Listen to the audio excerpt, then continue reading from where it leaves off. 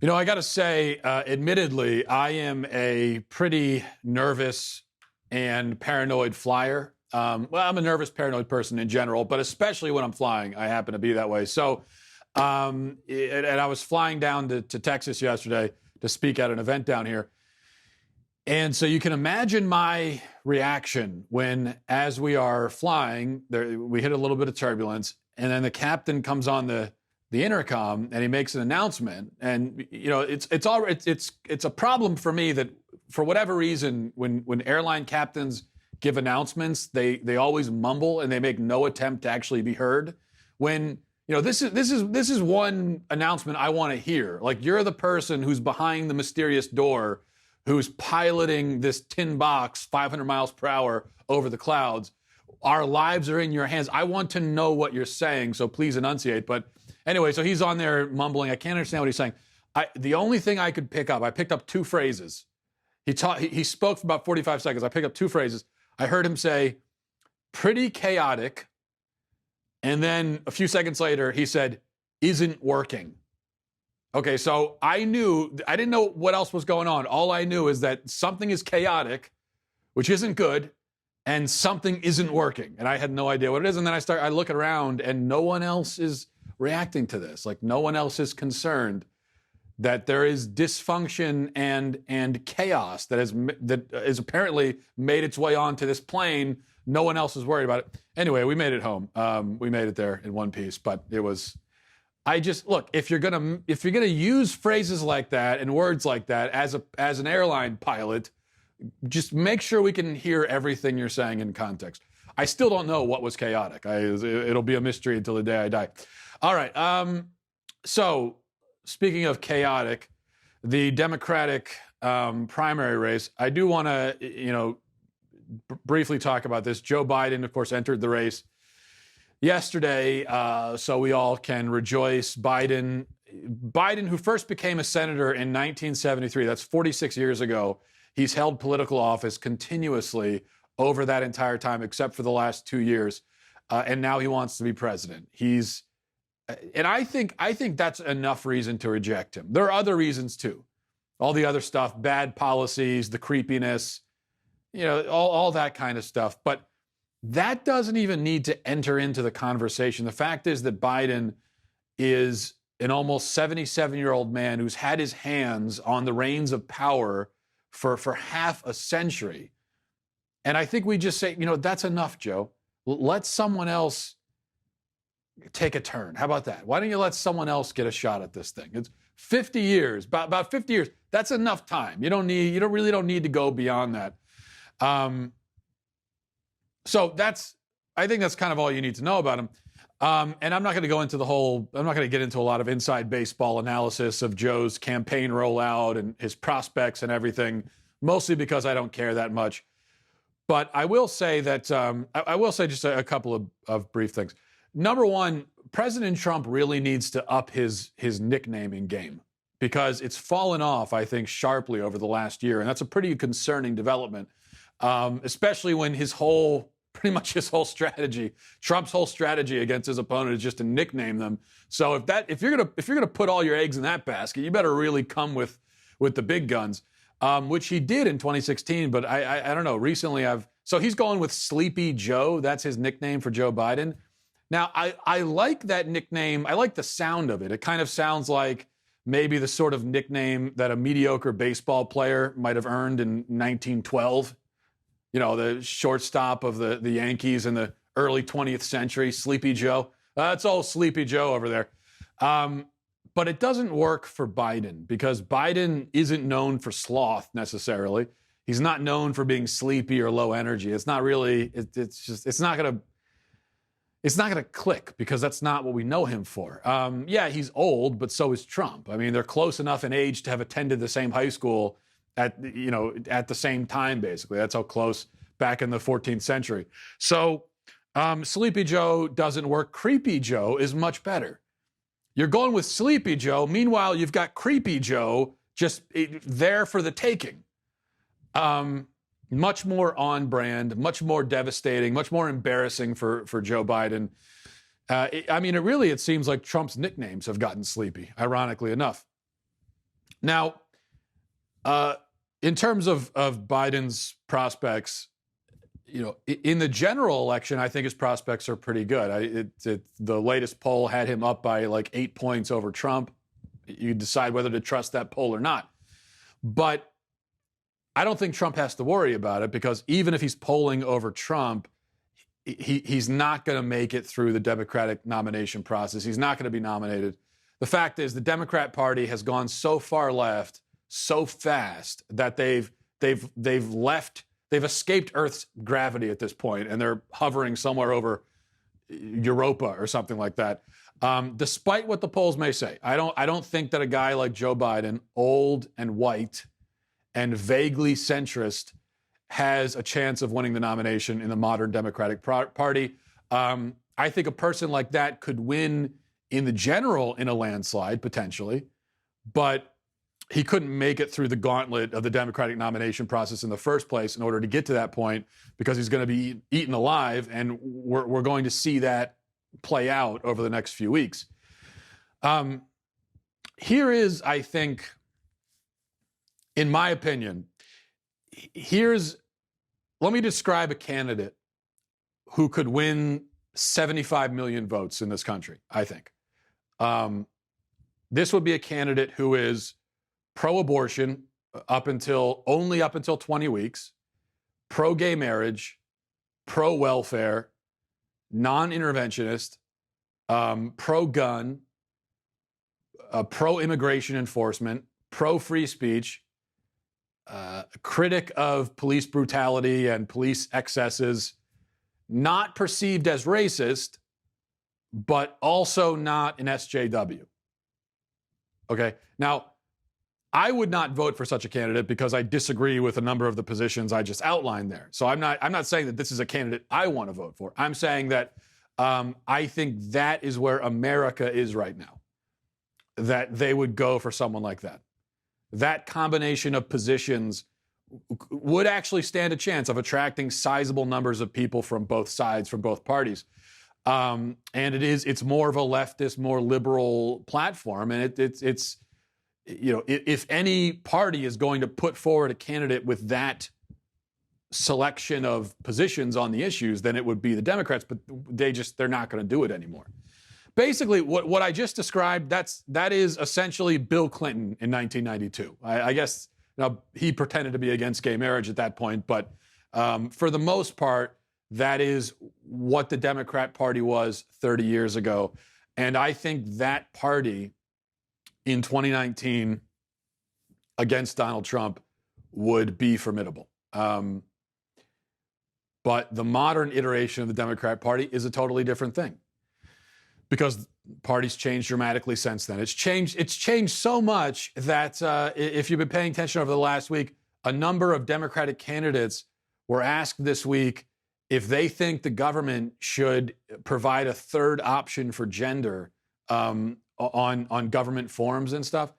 And of course, several of the candidates, well, all of the candidates who were asked this question said yes. Kamala Harris said yes. Now, do you think that Kamala Harris really believes that there are 3 genders or 100 genders or whatever the left is saying now? Do you think she really takes this transgender stuff seriously? No, she certainly doesn't. And we know all of these Democrats, almost all the Democrats who are running, they don't really take this. And I know that because most of them were on the political scene 10 years ago, and they weren't talking about this stuff back then. This is just where the base has dragged them to, where they have to pretend. Kamala Harris in particular, she's kind of an interesting case because I think in her heart of hearts, she's a little bit of a law and order reactionary even. Now, she wasn't interested in law and order in California when it came time to prosecute Planned Parenthood for selling baby parts, because she is a minion of the abortion industry, as all Democrats are. But aside from that, she's not exactly naturally a squish when it comes to law and order stuff.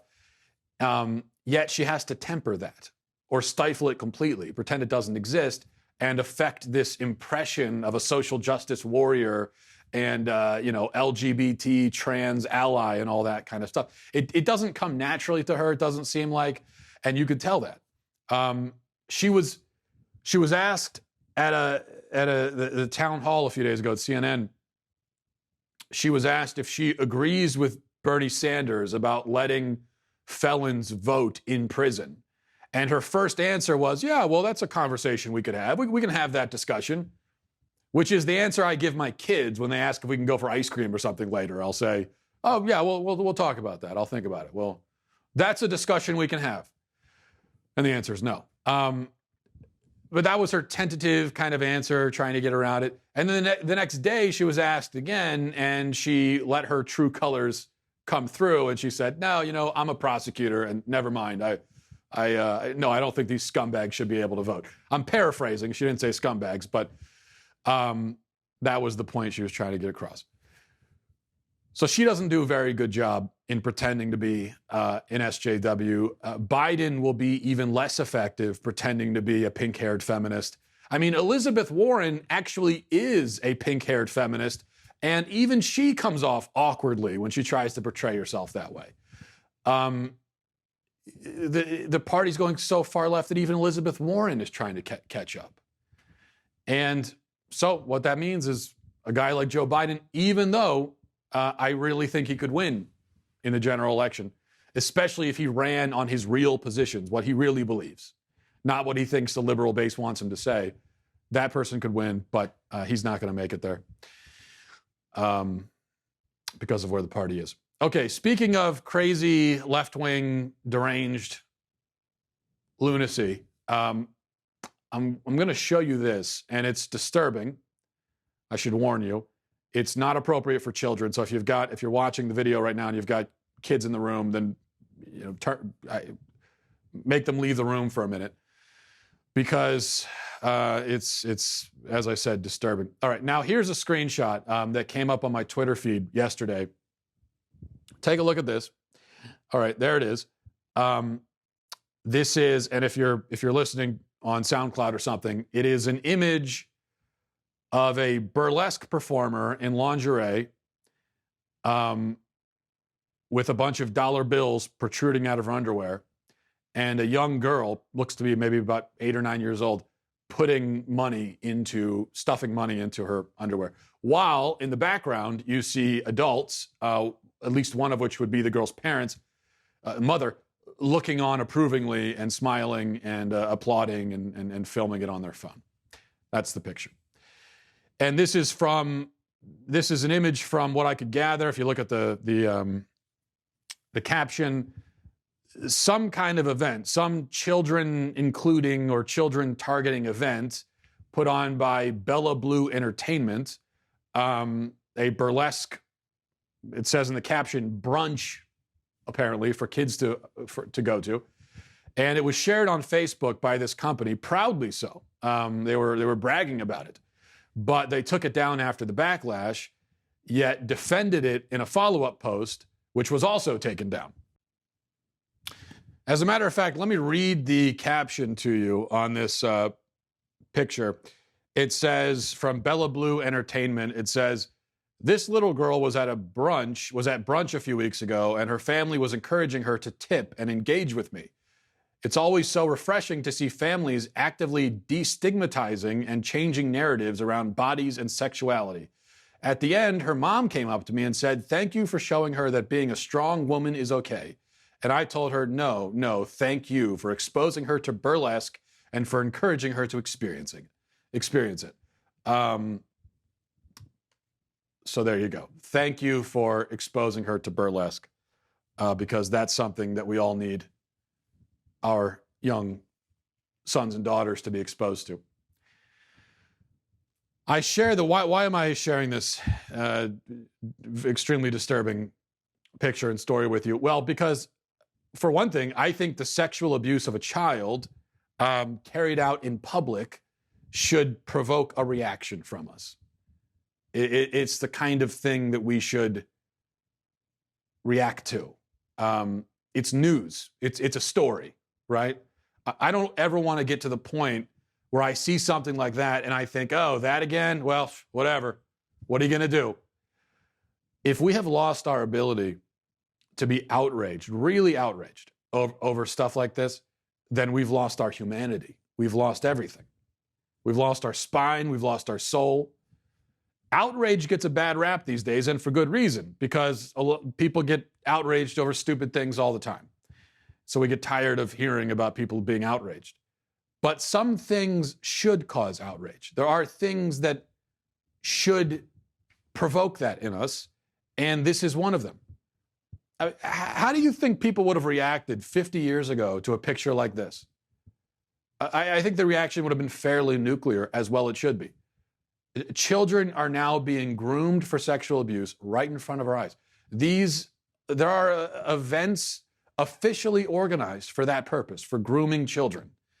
Whether it's this or a drag queen story hour or a drag brunch. I mean, they love to do the brunch thing. Apparently, is a big thing now with degenerates who want to groom children for sexual abuse. All of the worrying that conservatives did about the potential normalization of pedophilia down the road, well, here we are. We're down the road. We got there. We arrived, right? It's happening right now. That's what this is. It's the normalization of pedophilia. And in fact, I should back up because I called this grooming for sexual abuse. I said that they're grooming this girl. No, they're not grooming her for sexual abuse. This is sexual abuse. The grooming already happened. That phase is over. Now she's actually being abused. This is the thing itself happening. To bring your child to a burlesque show and have her stuffing tips into a grown woman's underwear, that is sexual abuse. And the people responsible for it should be in prison. Everyone in that picture, except for the child, should be in prison. Maybe first throw them in the stocks for a few days, let people go by, let the townsfolk go by and toss rotten eggs and tomatoes at their faces, and then lock them in a jail cell for a few years and let them think about it. That's the way it should go. That's the way it would be in a healthy society, but we don't live in a healthy society. So what happens is we see stuff like this, and there are people who will actually click like and send supportive comments, and then everyone else kind of yawns or rolls their eyes and says, oh, it's just the way things are now. Yeah, it may be the way things are now, but it shouldn't be. And we cannot accept that. I can't accept it. We can't throw up our hands and say, all right, yeah. So kids get sexually abused on camera and it's posted on social media. All right. That's our country. No. This is the words, any word you use to condemn it is not going to be a harsh enough word. All right, one more item to cover. John William King, age 44, I believe, was executed in Texas yesterday. King is one in a group, the ringleader of the group, who kidnapped a man named James Byrd Jr., a black man, tied him to the back of their pickup truck, dragged him to death over the course of 3 miles. And they did this for explicitly racist reasons. The crime happened about 20 years ago.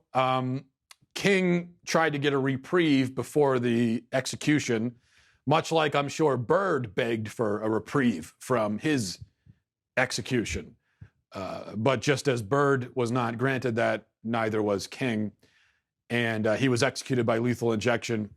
And now he will be buried in a grave with a tombstone that has no name, just his inmate number. And that's how he will be remembered, or rather forgotten by history, as well it should be.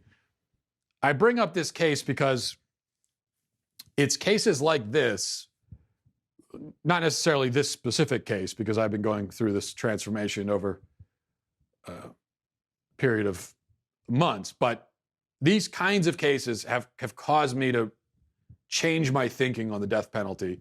My thinking has evolved on the subject, and I wanted to tell you about that. I've been for and against the practice at various times, most recently against it, and I was against it pretty firmly for several years. But more recently, I decided that I can't justify a blanket opposition to capital punishment. Crimes like this, it seems to me, simply cry out for the ultimate punishment.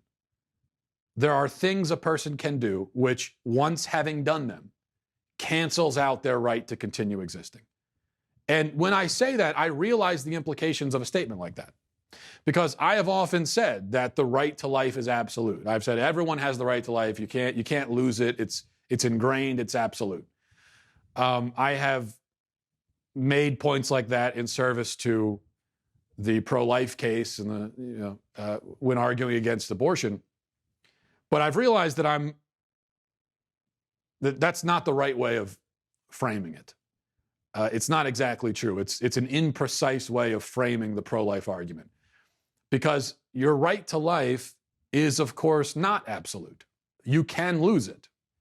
And there are scenarios where we would all agree that you lose your right to life. If you run into my house with a gun, I am under no obligation to respect your right to existence, your right to life.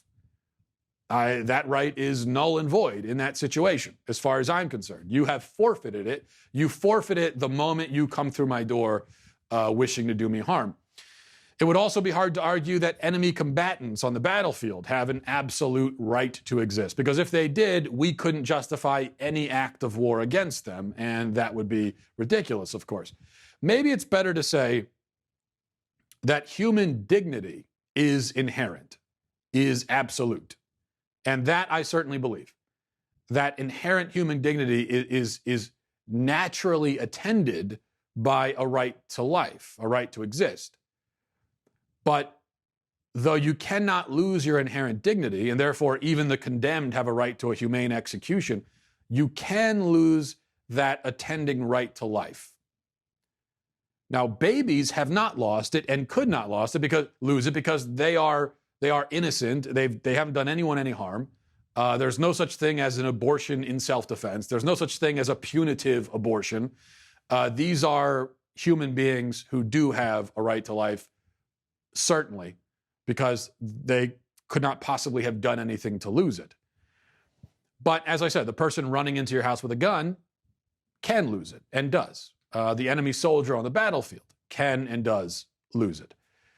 The question is whether a man who ties another man to the back of a truck and drags him until his body falls into pieces, the question is whether or not that man can also and does also lose his right to life. And I would say, yes, there is no place in human society for such a person, not even in prison. There is just no place for them by their own choice. They have chosen to forfeit their place, their claim on existence.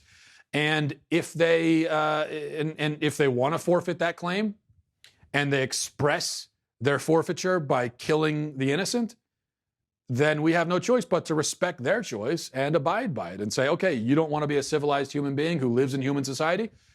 Have it your way. You have forced our hand.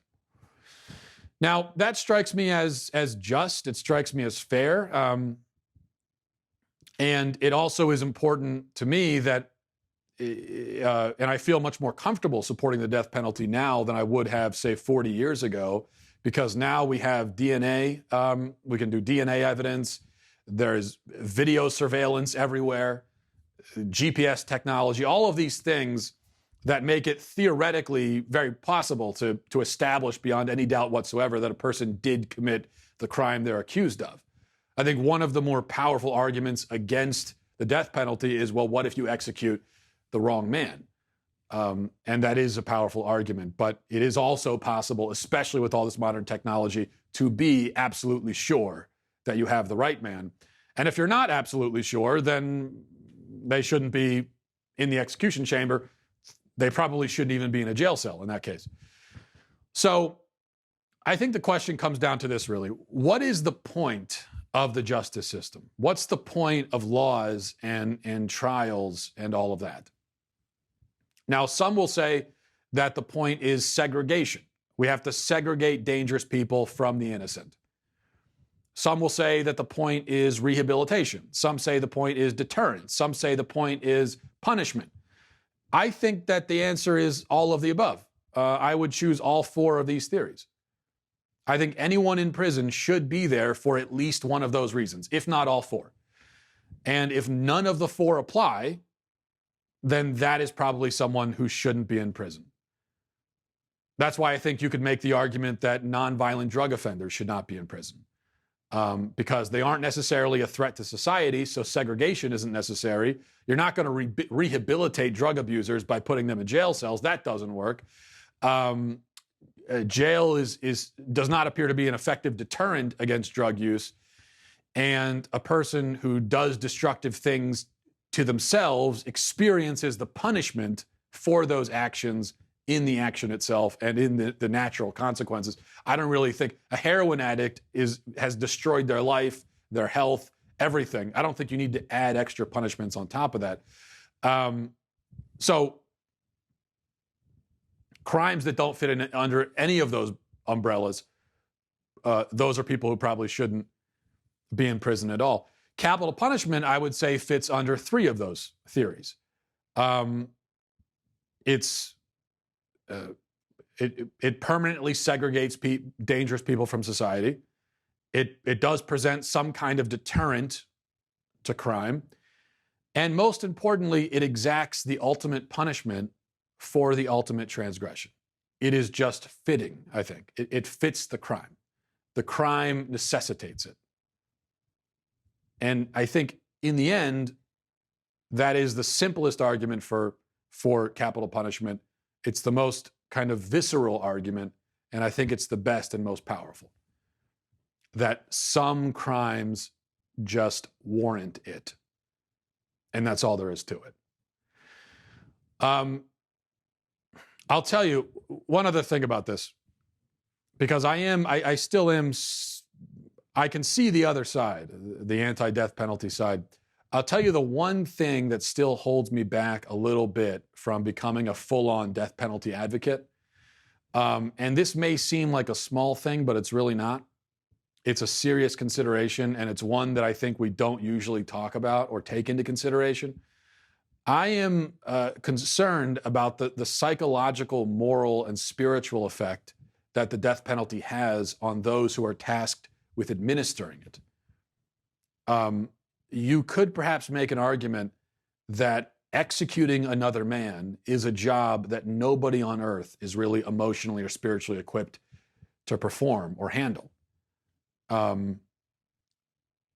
That's an argument that I hardly hear anyone ever make against the death penalty, but I think it's a powerful argument. I think about the first scene of a documentary called Into the Abyss by Werner Herzog. It's an anti-death penalty documentary.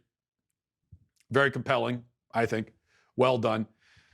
The very first scene is an interview with a Texas prison chaplain who attends executions and prays over the condemned.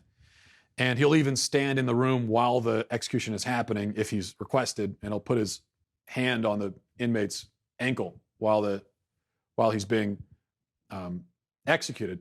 Now, in the interview, he doesn't rail against the death penalty. He doesn't give his opinion about it at all. He looked at it like, okay, this is happening. It's legal.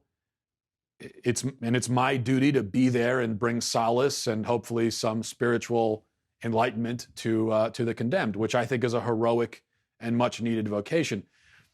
But in this interview, just a few minutes long, you can see in this man's eyes and in his body language and in his words, you see what sort of toll all of this constant death and destruction and misery has done to him, taken on him. At one point, he starts recounting this lighthearted story of one time when he went golfing and he was on his golf cart. And two little squirrels were playing, and they darted in front of his golf cart, and he stopped suddenly before he ran them over. And it starts like a lighthearted anecdote, but then he gets emotional, and he starts crying as he's telling the story. And he says, life is precious. I can't preserve the life of the condemned men, but I could preserve this squirrel's life. So this was a man so broken, so beaten by all the death and misery, that his ability to simply save one little squirrel or two little squirrels from an early demise was something that he grabbed onto desperately, and he cherishes even to this day. That one little glimmer of hope and life meant so much to this guy because he's surrounded by death all the time. And I found that to be powerful. Can we, as a society, support an institution that does that to people? Now, we know what it does to the person being executed. It kills them. Okay. But what about what it does to the people whose duty it is to be involved and to carry these things out? Can we ask anyone to perform those duties? Or are those duties that, again, nobody is fit for or equipped for or prepared for? I don't know. So that's my one sticking point. I think it's a big one, even though no one really ever raises that point. But it's a difficult one. I guess maybe I'm not as convinced as I originally thought. As I kept talking, I convinced myself back in the other direction. So I don't know. I guess I could still see it from both sides. So that was my long and windy way to get back to the starting point, I guess, which is I still don't know how I feel about the death penalty. All right, mattwalshshow@gmail.com. mattwalshshow@gmail.com is the email address. Let's check some of your emails. This is from JL, says, "Hi, Matt. I was listening to your show. I heard you say that there was no good reason to go to college, and I've heard of a very good one. First, I want to make something clear. I agree with you. I know people who went to college after school and are losers now. I also know people who enlisted in the military and are now great officers making a good living. But one argument that I've heard for going to college right after school is that you may meet a girl, get married, and have kids, then need to stay in a low-paying job and not have time to go to college. How do you reconcile this with your belief that you should get married young?" Which I also agree with.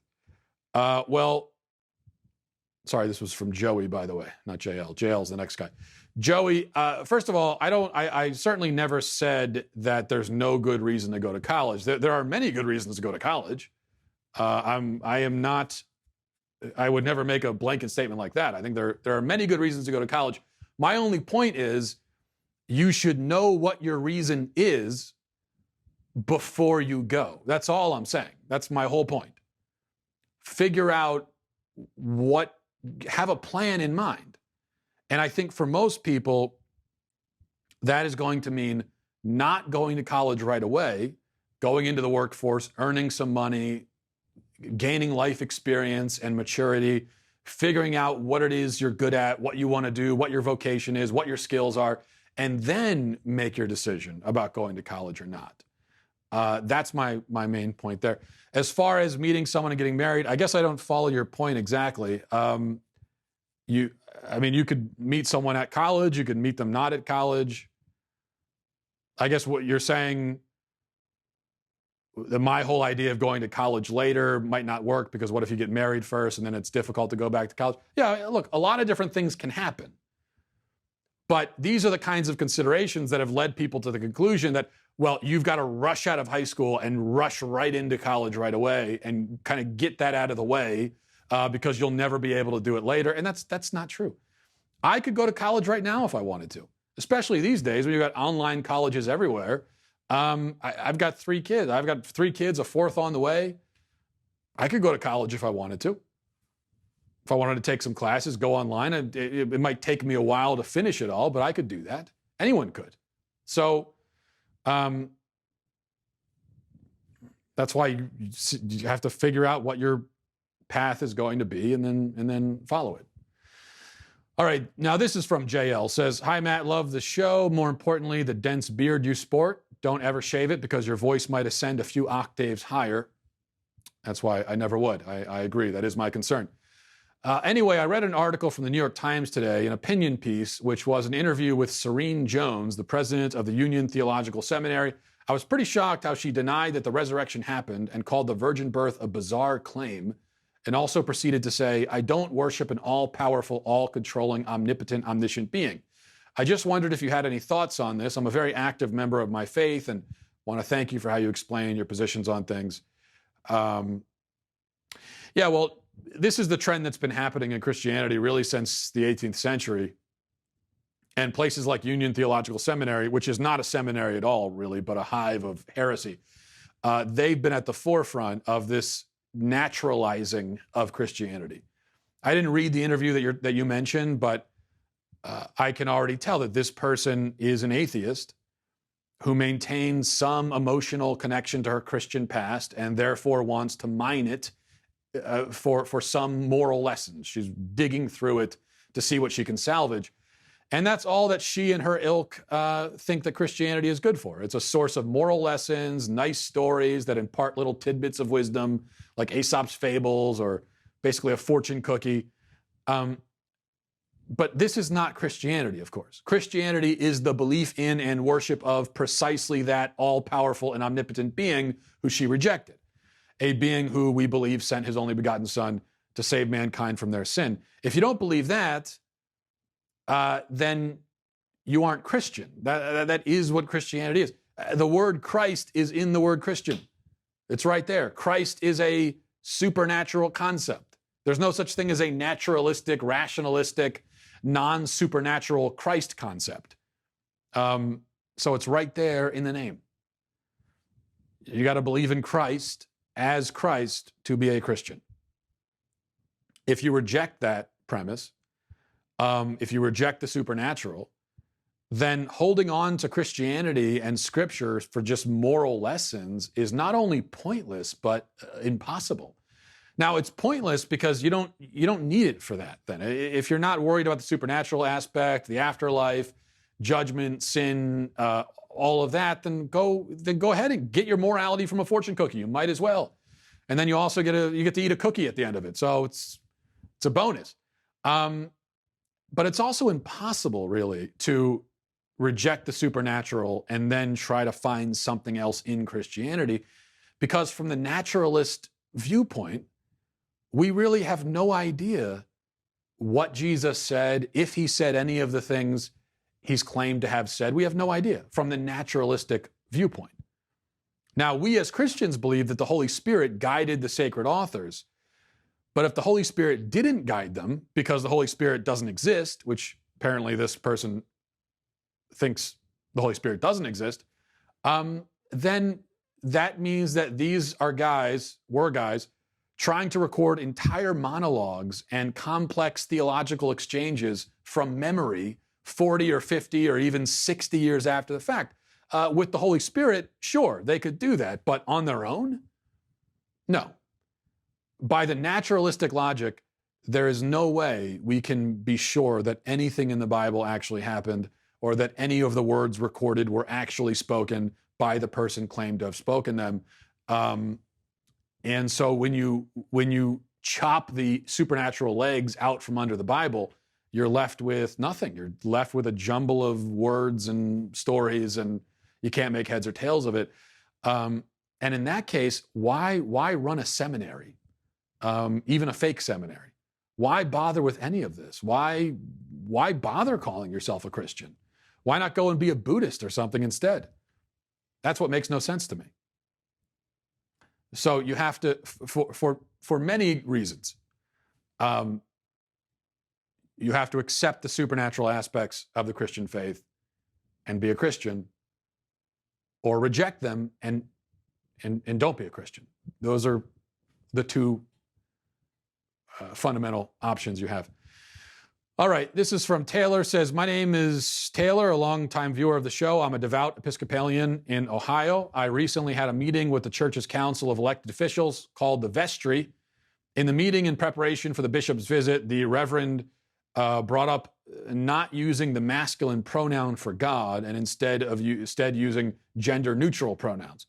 Not only has my church adopted an SJW perspective to the Bible, but there is also a socialist group that meets in the chapel. The very people who wish to destroy us need our help to plot our demise.